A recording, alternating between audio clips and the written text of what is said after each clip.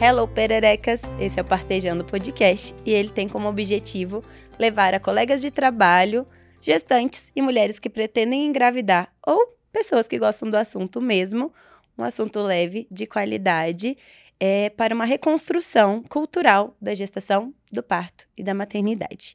Então, hoje, a gente trouxe o Matheus para conversar com a gente.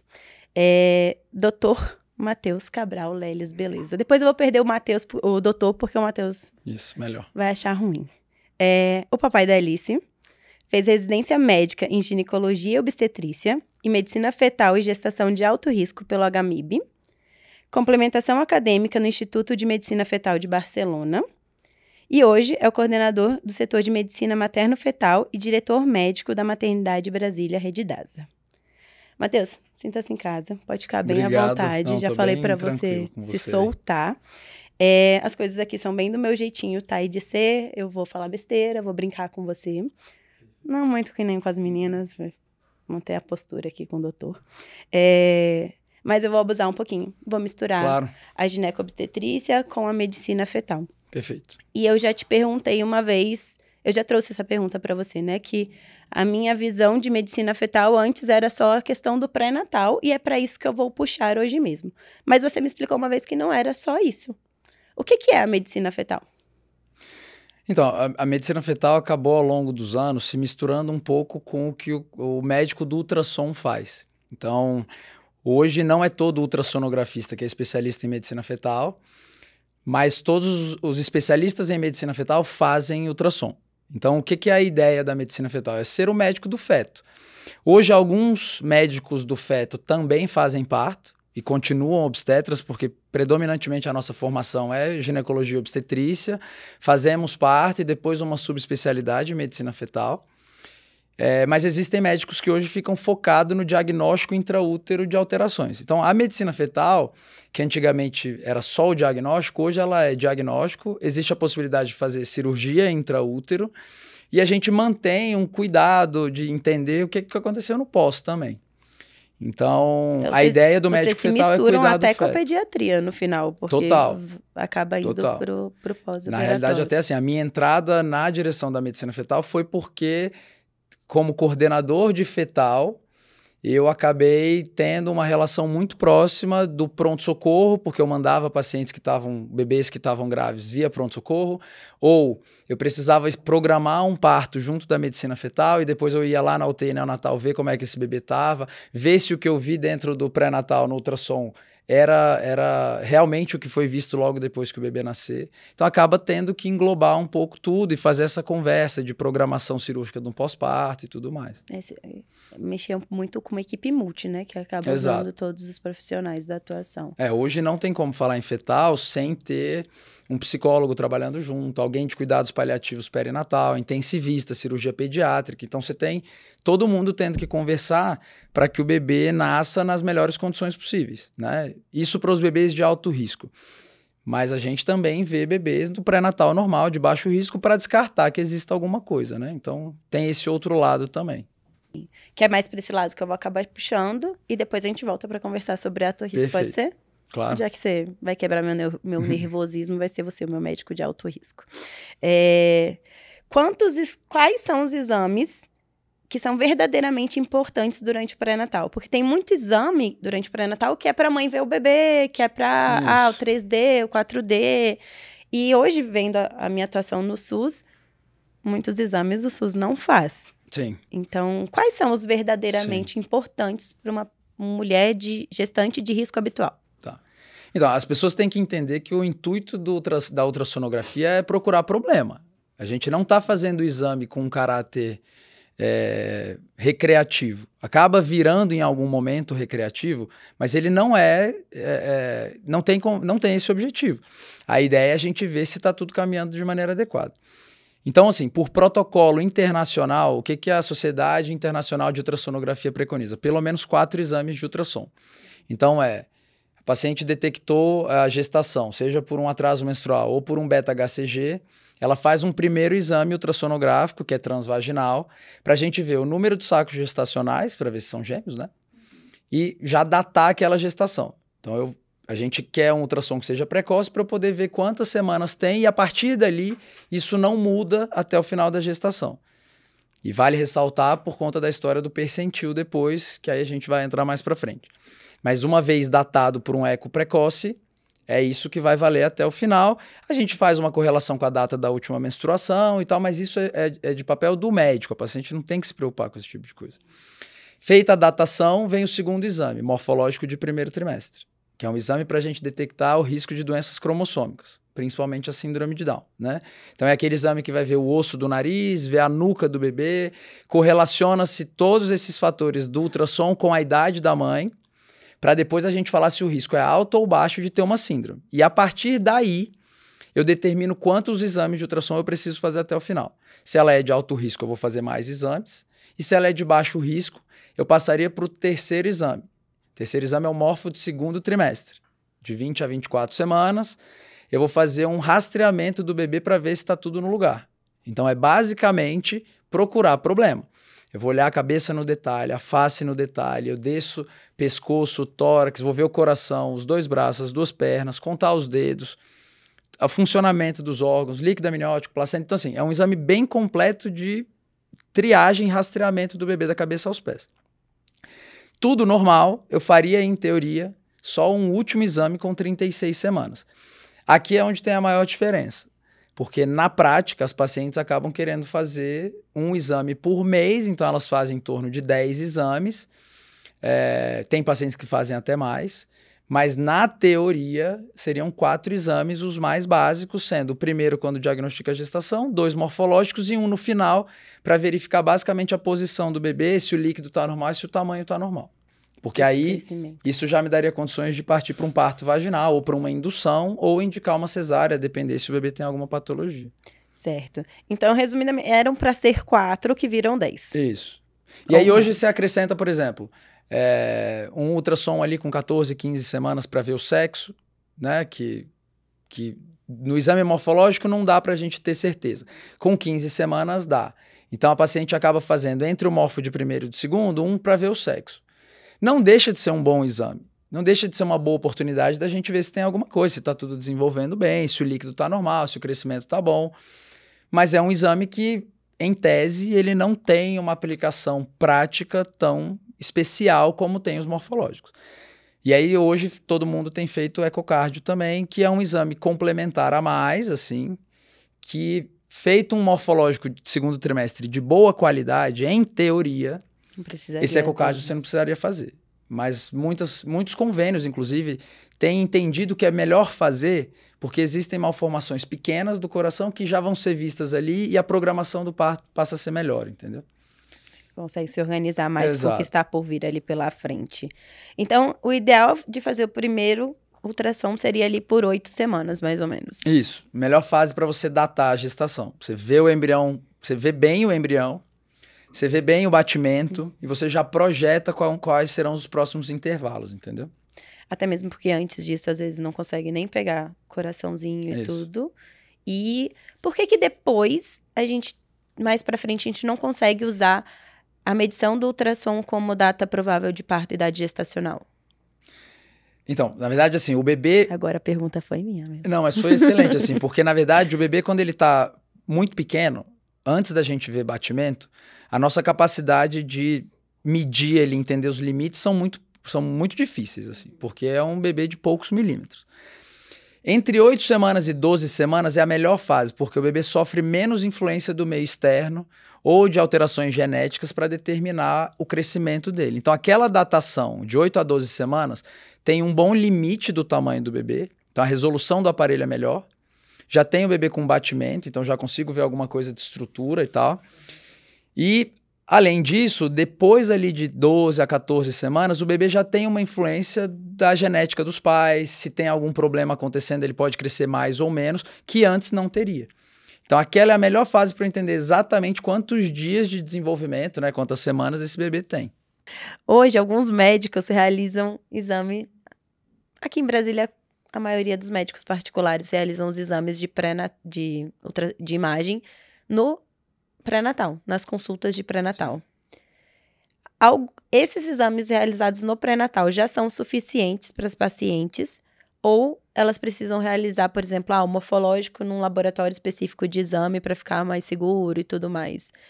Esses do laboratório, do pré-natal mesmo, já são suficientes para ela dar seguimento naquilo? Então, isso vai depender da orientação do médico que está fazendo o exame, assim, porque a formação em ultrassonografia, ela tem níveis muito diferentes. Tem desde a tua capacidade de ver que está com líquido normal, a posição do bebê e tem batimento, aí para um nível seguinte, de você excluir que tem doença. Então, uma coisa é eu conseguir falar que o bebê está todo normal. Outra coisa é eu falar que ali tem uma doença. Do eu falar que ali tem uma doença, um outro nível é eu dar um nome para essa doença. Então, alguns médicos, e eu até concordo com a ideia de você ter um ultrassom no consultório para complementar o teu exame físico. Então, assim, na minha opinião, às vezes fica um pouco limitado esse exame de você faz a consulta, conversa com a paciente e vê só o batimento. Então, tem médicos hoje que têm um aparelho de ultrassom e eles conseguem dar essa ideia. Qual a posição do bebê, qual é o tamanho que o bebê está e o líquido amniótico. Daí a fazer o morfológico, por exemplo... básicas. Exato. Você vai dar informações básicas. E aí você vai para alguns médicos que têm a confiança de fazer um exame morfológico. Isso é um pouco questionável. Eu, particularmente, faço ultrassom, faço os morfológicos, porque eu fiz uma formação voltada para isso e não parei de fazer parto. Existem médicos que, quando entram nessa parte de fazer diagnósticos fetais, param de fazer parto por uma questão de organização da vida e tal. Mas existem médicos que pedem uma avaliação de um terceiro até para que seja uma visão diferente. E eu também acho isso interessante. Porque você coloca uma pessoa com uma visão externa, que não conhece o bebê, para ver do zero como é que tá. Então você tira um pouco de um viés de estar fazendo sempre com o mesmo médico e tal, que tem um ponto, mas ao mesmo, assim, por outro lado, eu fazer todos os exames da minha paciente também é muito interessante porque eu conheço, eu sei como é que aquele bebê está desenvolvendo, eu sei qual que é o tamanho do pai e da mãe, para eu saber se esse bebê vai ser grande ou pequeno, né? Então, assim, tem essa particularidade e que aí cada paciente tem que entender o que julga mais cômodo, vamos dizer assim. É uma mulher grávida, né? Uma mulher grávida cheia de medo, insegurança e julgamentos. Eu já tive duas situações interessantes. Eu já tive uma médica que acompanhava uma paciente, que ela é mais senhora, e ela falou para minha paciente, eu entrei na modinha do ultrassom no consultório, mas eu não descarto que você vai fazer os exames no laboratório, porque eu tô aqui somente para somar ao escuta fetal que é realizado no pré-natal. Então, ela não descarta que a paciente dela realize os exames de imagem fora, por uma segurança mesmo dela. Ela falou, não é minha formação, eu só tô aqui para dar um a mais para você. Mas eu também já tive uma situação que eu precisei levar um bebê para você, que eu te liguei e falei, Matheus, me ajuda, porque por conta de uma medição, a gente desconfiou de uma síndrome e eu te pedi uma segunda opinião. Sim. E aí você fez um exame que eu fiquei assim, caramba, eu nunca tinha acompanhado um exame, e você foi super detalhado, você foi em cada partezinha do bebê. Eu não sei se a gente tinha idade para ser uma morfológica de segundo, naquela já era final de gestação, era mais né? final. E aí você chegou a falar que algumas medições param e tudo mais para ser feito. Então tem questões assim que nem você falou, pedir informação de um colega nunca é demais. Sim. Não, e assim, entrar na moda de fazer ultrassom no consultório nunca vai ser ruim desde que o médico entenda a limitação que ele tem. Primeiro, para não falar demais, o que não tem, porque a paciente fica em pânico, como aconteceu. E nem para falar de menos e nascer um bebê que tem um problema e ninguém se preparou. Então, assim, vai muito da capacidade da pessoa reconhecer que ela tem uma limitação ou que ela vai fazer até ali. Então, desse modelo que você falou, faz todo sentido. A médica pede para outra pessoa ver. E ela tem uma capacidade de rastrear até determinado ponto. Uma outra questão que é interessante que você falou, assim, até quando eu posso fazer um exame morfológico? Cara, na verdade, a avaliação morfológica ela pode ser feita em qualquer idade gestacional. A gente tem médicos em Brasília que se você sabe que todo ultrassom dele é um morfológico. Exato. E é bom pra caramba, assim. Não vou entrar no quesito cobrança, guia, não isso, mas assim, todo exame, é como eu falei, ele serve para você procurar problema. Vira recreativo quando você tá muito tranquilo, você já viu que tá tudo bem, mas assim, até lá, do início ao fim da gestação, a gente tem que entender que aquele exame precisa detectar alguma coisa. Desde um bebê que está crescendo menos, a um líquido, a uma malformação grave que só apareceu no final. Então, eu posso usar qualquer exame para dar uma olhada detalhada no bebê. Os braços, as pernas e tal. Mas para o final fica mais difícil. E aí tem coisas que não adianta você achar que está medindo no final igual você mediria no começo, que foi um pouco do que aconteceu. Tinha sido uma medição de fêmur, né? Que tinha dado... Tinha parado de crescer, e tanto que você falou para mim, mas para de crescer. Tem um momento que o fêmur não cresce, mas tanto que o bebê já tá grande. Exato. Então, assim, existem trabalhos no mundo inteiro tentando entender isso, assim, por que no final fica parecendo que o bebê tem um fêmur muito curto. Aí o primeiro pensamento da mãe, nanismo ou ser um marcador de síndrome de Down. E, na verdade, a gente entende que não é bem isso. Se o fêmur tem aspecto normal, tá tudo bem, em um dado momento pode ser que a medição dele pareça um pouco menor do que o do resto.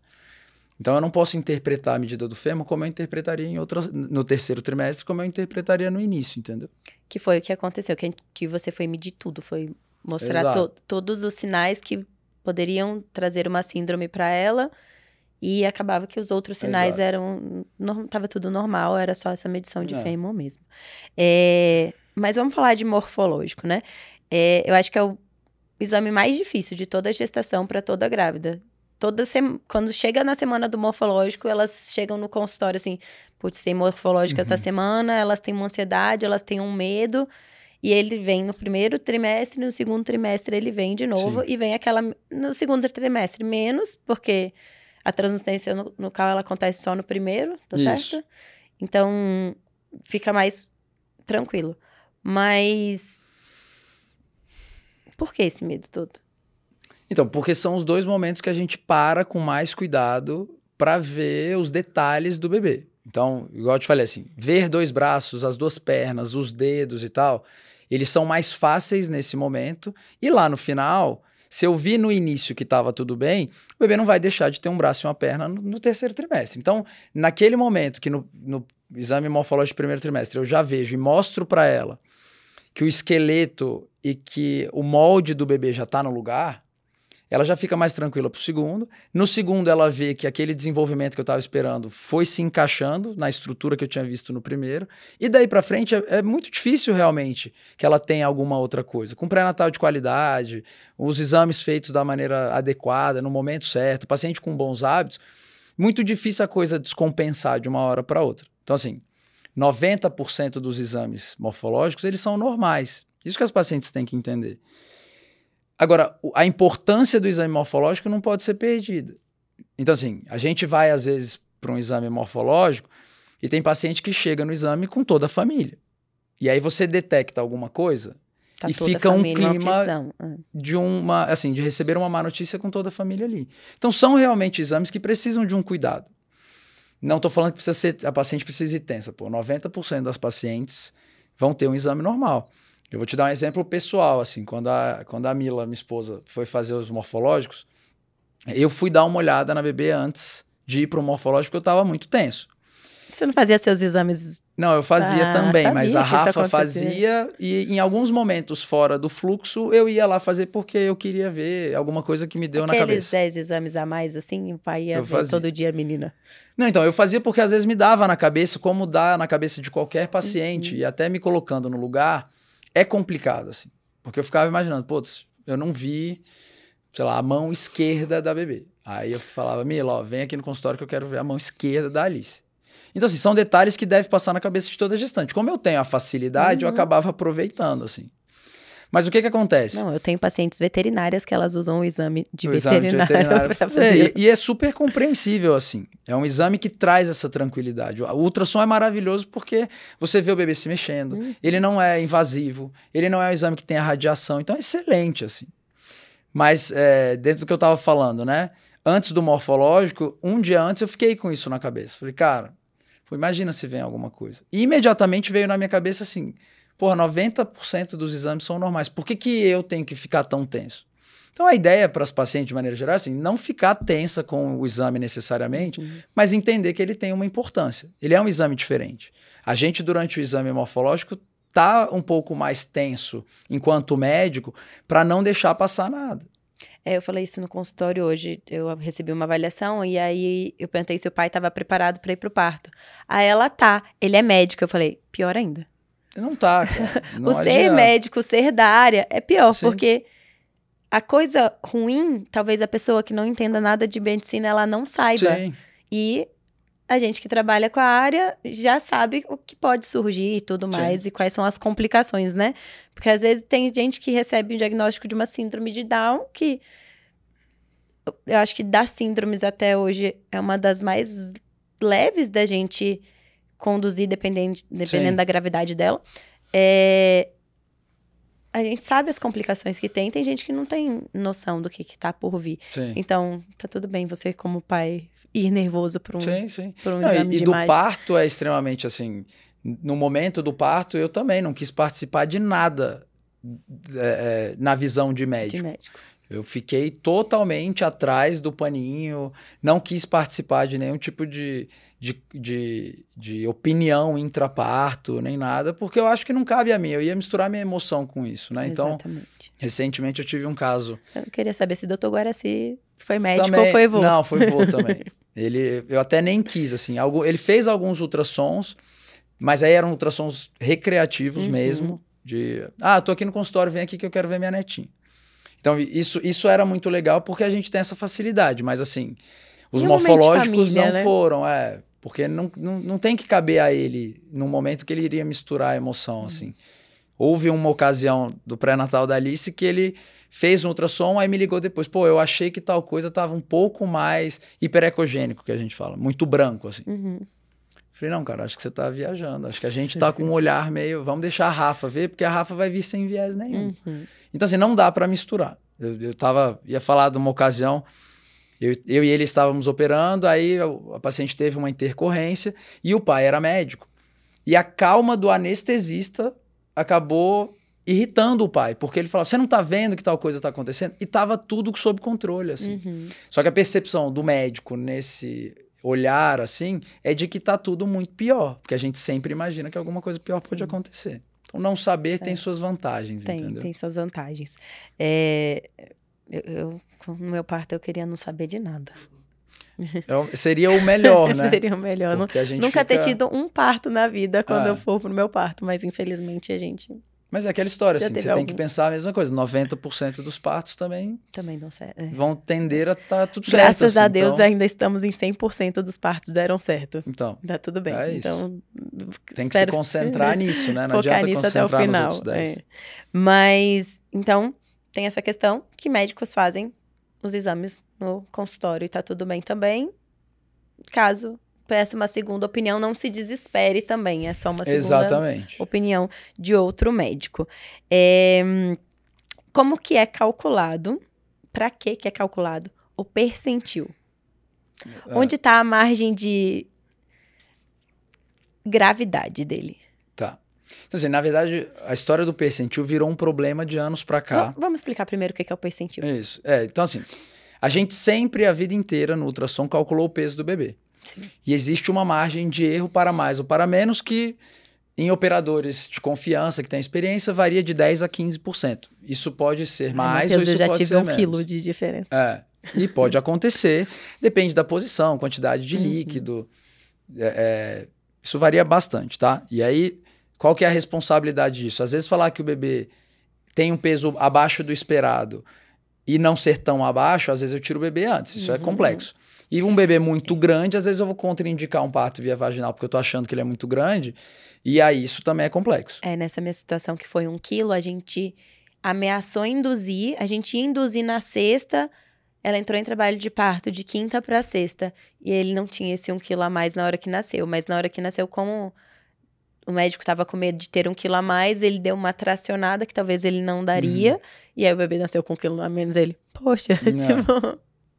Veio um bebê um pouquinho menor. Então, assim, as pacientes têm que entender que existe essa variação. Assim, o método não é perfeito. Nós somos a única especialidade que você tem um paciente que você não toca no seu paciente, você não vê seu paciente diretamente. Eu vejo meu paciente através de sinais que ele dá no ultrassom. Não, e tu vê, né? Porque pra mim é um borrão. E pra gente é um borrão maravilhoso. Pra mim tá tudo borrado. Eu fico, com certeza, deve ser isso mesmo. E aí, o que acontece? Na verdade, o percentil é você colocar todos os bebês daquela idade gestacional e dividir quem são os bebês mais pesados e os bebês mais leves. E existe uma média. Essa média seria o peso ideal, que é o percentil 50. É o peso esperado para aquela idade gestacional. Que é aquela curvinha verde. Isso. E aí você tem bebês que são mais para grande e que estão dentro da normalidade, e bebês que estão mais para pequeno, mas estão dentro da normalidade. Que são os bebês entre o percentil 10 e o percentil 90. Então, eu posso ter um bebê no percentil 12 e o bebê está super bem. Eu posso ter, assim como eu posso ter um bebê do percentil 80 e ele está super bem. Por isso que é aquela história, assim, a paciente uma compara com a outra. Ah, meu bebê nasceu com 38 semanas e nasceu com 3,2 kg. E a outra fala, nossa, mas o meu também nasceu super bem, com 38 semanas e nasceu com 2,850 kg. E tá tudo bem, tá? O grande problema tá nos bebês com percentil abaixo do 10 e os bebês com percentil acima do 90. Então, acima do 90, 95 são bebês muito grandes. Tem que investigar causas que possam deixá-lo muito grande, tipo diabetes gestacional, tá? Todo bebê muito grande, a mãe tem diabetes gestacional? Não. Tá? Então, isso é um primeiro ponto. Algumas outras coisas podem acontecer e aí a gente tem que investigar, tá? E os bebês pequenos, eles têm que ser vistos com mais cuidado. Por quê? Ele pode ser pequeno simplesmente porque ele é pequeno. Porque ele vai nascer com 2,6 kg, super ativo e super bem. Mas tem os bebês que vão nascer abaixo do percentil 10 e tem um problema de distribuição de fluxo de sangue, que não está chegando sangue da maneira adequada. Era para ele ter nascido com 3,200, mas porque a placenta não estava bem, ele está nascendo com 2,600. E aí eu tenho que ter cuidado, porque esse bebê tem uma reserva baixa. É um bebê que ele... É como se a gente faz uma analogia aí, né? Se eu jogar na piscina e botar um bebê numa curta distância para nadar, não um bebê, um de nós. Se eu não tenho reserva, eu posso não chegar até a margem. E se eu tenho reserva, eu chego até o final. Medir a reserva é fazer o Doppler, que é aquela avaliação do fluxo de sangue. Então, bebês pequenos, eu tenho sempre que fazer o Doppler para eu ver se ele tem reserva placentária. E isso implica principalmente na conduta em relação ao parto. Bebês com baixa reserva, eles vão entrar nessa piscina e eu tenho que saber que do nada, se ele cansar, eu tenho que pular para tirar. Isso pode ser uma cesárea ou isso pode ser fazer alguma outra intervenção. Um soro, uma ocitocina, para eu encurtar esse período do trabalho de parto, porque a reserva dele é baixa. E os bebês que têm reserva normal, mas são pequenos, eu estou muito mais tranquilo. Podem fazer um parto vaginal, podem induzir, e não necessariamente ele vai sofrer uma intercorrência, entendeu? Só contextualizando, então, dito tudo isso, o problema do percentil é que o Instituto de Medicina Fetal de Barcelona, que é onde eu fiz parte da minha formação, desenvolveu uma calculadora, que é de acesso livre na internet, em que você coloca o peso, a idade gestacional e ele te fala o percentil e orienta mais ou menos a conduta. Essa calculadora é maravilhosa, ela foi revolucionária na medicina. Mas, como ela é de livre acesso, as pacientes acabam indo atrás e tendo uma interpretação própria daquilo. E isso é muito perigoso, porque aí hoje as pacientes conversam uma com a outra e em idades gestacionais próximas elas comparam percentis. E seria mais ou menos a mesma coisa, isso é uma analogia que eu acabo fazendo com as pacientes, de eu chegar numa sala de aula cheia de criança e tá todo mundo brincando ali. E aí tem as crianças maiores, as menores, e tem um pequenininho que tá tocando o terror, brincando igual aos outros, desenvolvimento normal. E aí eu tiro ele dali e falo assim, esse menino não vai brincar porque a mãe dele não tá dando comida para ele. E o moleque tá super bem. Isso é diferente de uma criança que tá lá, a sala, todo mundo tocando terror, ele é pequenininho e ele tá no canto da sala quieto.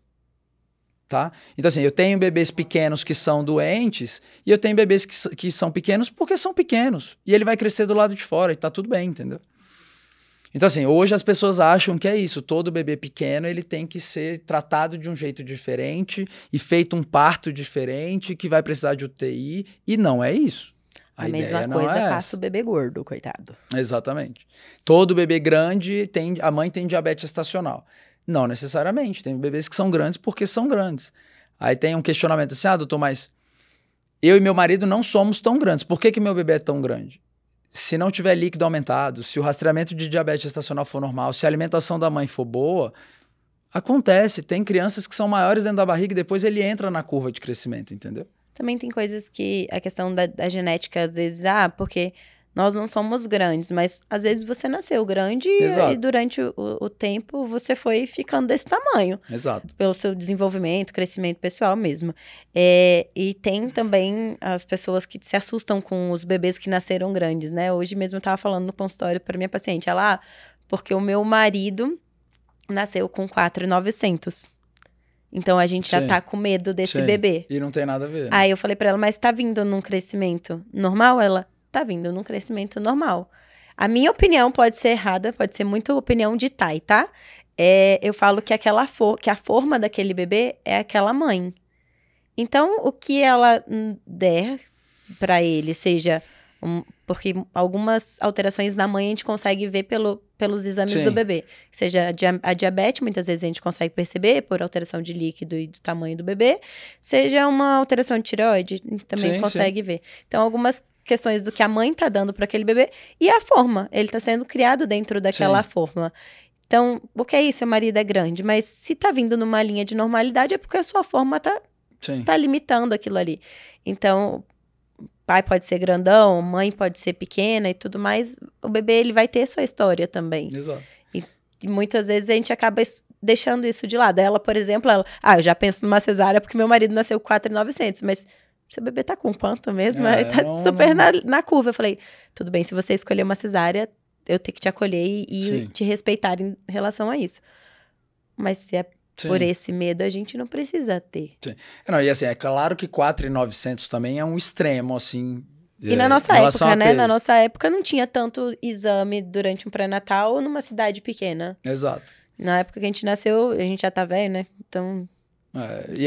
mas trazendo isso, 4.900 é um extremo, mas depende muito do encaixe ali do bebê com a mãe, porque tem bebês grandes... que encaixam super bem e são partos rápidos em mães pequenas e dá super certo. Você ganhou um ponto comigo agora.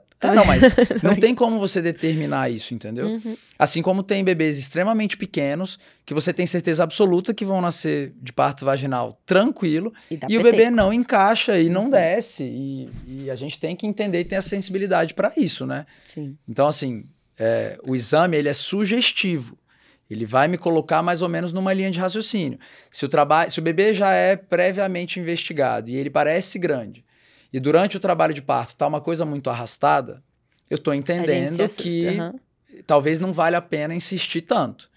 Se o bebê é muito pequeno, ou é mais para pequeno do que para grande, e também não está descendo, eu tenho que entender que ele pode estar mal posicionado, porque ele tem mais espaço também naquela pelve para colocar o queixo mais para cima, a cabeça mais de lado. Então, assim, não adianta. Assim, parto, a gente só sabe entrando na dinâmica dele. É contração, é esperar ver como é que a bolsa vai se comportar, se vai romper, se não vai romper, se o bebê vai nascer empelicado ou não. Tem uma série de variáveis. Quantos foram os partos de bebê pequeno que deram mais trabalho do que de um bebê grandes, do que um bebê grandão, né?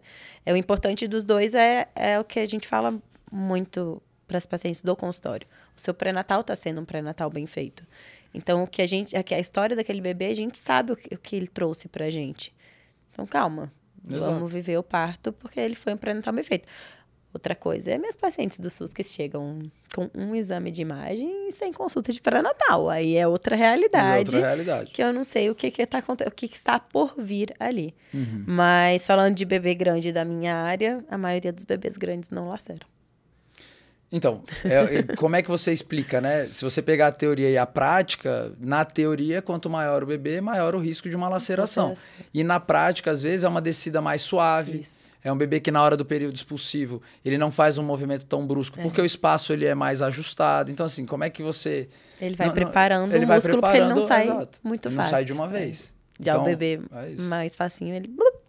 Exatamente. E às vezes lacera. Às vezes lacera. Ei, perereca, você ficou até aqui. Não esqueça de curtir e compartilhar o nosso vídeo, ativar o sininho e se inscrever no nosso canal.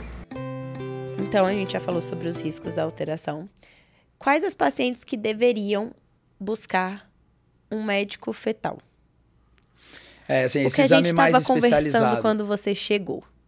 Então, assim, ó, paciente com antecedente de alguma doença, ou numa gestação, ou alguma doença própria que ela tem. Então, assim, uma mãe que tem um problema do coração, uma mãe que tem hipertensão, diabetes, doença da tireoide, são exames que a gente faz com muito mais cuidado. Uma doença reumatológica autoimune, por exemplo, a gente tem que olhar para o coração do bebê diferente. Um exemplo, né? Uma paciente diabética, a gente tem que olhar para o crescimento do bebê diferente. Porque esse bebê pode ser tanto grande, como por conta da doença vascular que tem a diabetes, né? O problema dos vasos sanguíneos, a placenta não funcionar tão bem sem ser um bebê pequeno. Então, assim, mãe com uma doença prévia tem que ser um acompanhamento muito diferente. Mães com bebês prévios que tiveram alguma doença também. Então, eu tive um filho anterior que tem Down, um filho anterior que tem uma doença do coração, ou teve alguma outra malformação, eu tenho que olhar com um olhar diferente. Pacientes acima de 40 anos. Então, mães com idade acima dos 40 precisam de um cuidado especial. E pacientes abaixo de 18 anos também. Porque a gente entende ali que é um organismo que talvez não esteja totalmente maduro. E aí ela fica mais vulnerável a algumas alterações do período gravídico puerperal ali. Então, essas pacientes têm que ter uma atenção especial. E, cara, eu coloco sempre assim, não tem como você colocar tudo em caixinhas muito separadas. O paciente sentiu alguma coisa, achou que alguma coisa está diferente, procura alguém que tenha mais experiência. Porque, às vezes, nessa sensação da paciente, você tem um sinal ali que alguma coisa está alterada. Assim. Então, sei lá, a barriga cresceu demais do nada ou diminuiu demais do nada. Parece uma frescura, parece, às vezes, que a paciente está inventando, e pode ser uma percepção dela, mas pode ser uma alteração de líquido amniótico. Sim. Né? Gestações gemelares têm muito isso. Porque se os bebês compartilham a mesma placenta, e nas gestações de gêmeos podem ter cada um uma placenta ou os dois dividirem uma placenta. A alteração do líquido, ela fala muito para a gente se está desbalanceado aquele fluxo. Então, a percepção da mãe é muito importante. Mas até quando eles têm duas placentas, né? Tem a questão da transfusão feto-fetal. Então, transfusão feto-fetal só acontece quando eles dividem a mesma placenta. A mesma placenta? Você pode ter, quando cada um tem uma placenta, um bebê grande e um pequeno. Mas quando cada um tem sua placenta, nenhum está roubando do outro. Quando os dois dividem a mesma placenta, aí é que é o problema. Um está roubando do outro. Então, um está saindo prejudicado nessa história. Então, não tem como, quando tem duas placentas, um está atrapalhando o crescimento do outro, o desenvolvimento? Diretamente, não. Um roubando do outro, não. Mas eu posso ter um bebê que tem uma restrição de crescimento e está abaixo do percentil 10 e um no percentil normal. E aí a tomada de decisão em relação a isso é diferente. Porque aí eu estou entendendo que tem um bebê que está prejudicado porque ele tem alguma coisa ali e não está recebendo bem o fluxo, mas o outro está recebendo bem. Determinar que horas que eu vou tirar é muito complexo, porque tem um que está bem. Se eu tiro os dois muito prematuros, eu prejudico os dois. Eu já tive duas gestações gemelares, mas as duas tiveram a mesma condição, que era a questão de uma ser monodi, né? Então, tinha uma placenta para duas bolsas, tá certo? E aí era uma questão de 25% entre um bebê e o outro do tamanho.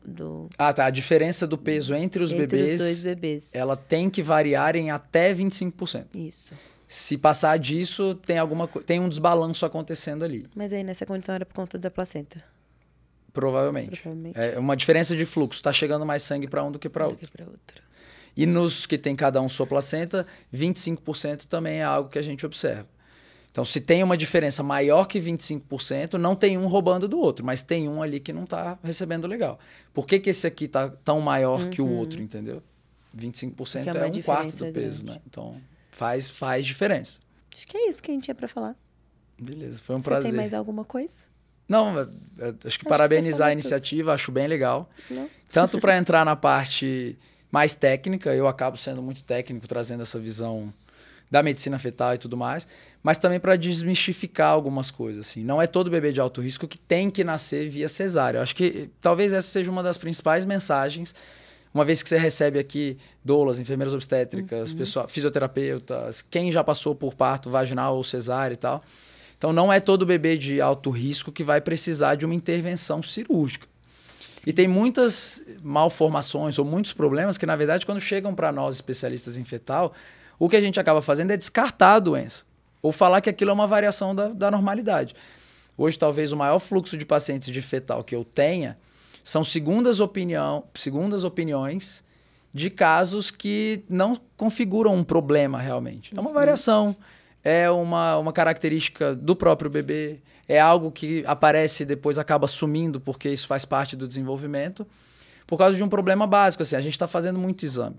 Fazer muito exame, a história de fazer os 10 exames e ter exame recreativo, eventualmente a gente vai ver alguma coisa que nem é algo problemático de verdade. Sim. Então, acaba sendo uma questão que aumenta-se aí essa tensão e essa comunicação, às vezes, um pouco errada. Às vezes fazer exame demais também não é tão... É isso. Eu aumento os falsos positivos. Sim. Eu aumento coisas que eu tô vendo, mas, na verdade, elas nem existem. E aí, sei lá, 2 dias que a paciente está esperando uma segunda opinião, elas acabam com a expectativa que ela tem em relação à gestação. Sim. Então, precisa-se haver esse entendimento que os aparelhos estão melhorando, a gente está vendo também coisas que antes a gente não via e que às vezes são coisas normais, né? E acho que esse é o principal recado, assim. E a questão também do modo de falar, né? Quando a gente fala com uma mulher grávida que ela não tá vendo o bebê dela, o médico viu ali. Então, qualquer informaçãozinha, ela é um vulcão.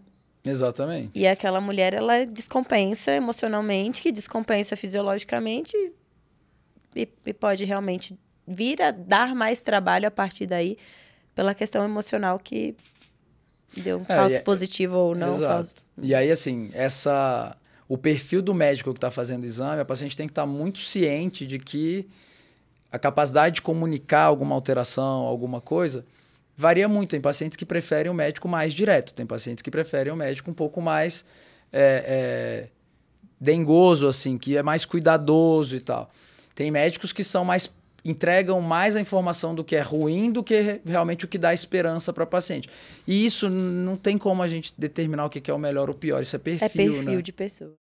Queria agradecer a Dona Alice, que permitiu o pai dela estar aqui na hora do almoço, que talvez você não foi para casa almoçar com a sua esposa e com a sua bebê por estar aqui. A Camila também. E obrigada pela presença. Obrigado você. Por vir participar com a gente, falar um pouquinho do que você estudou tanto para chegar até aqui. Beleza, foi um prazer. Tá bom. E para os próximos convites tá Pode deixar. Aí. Depois a gente volta para falar de alto risco, pode ser? Beleza, fechado. Combinado, então.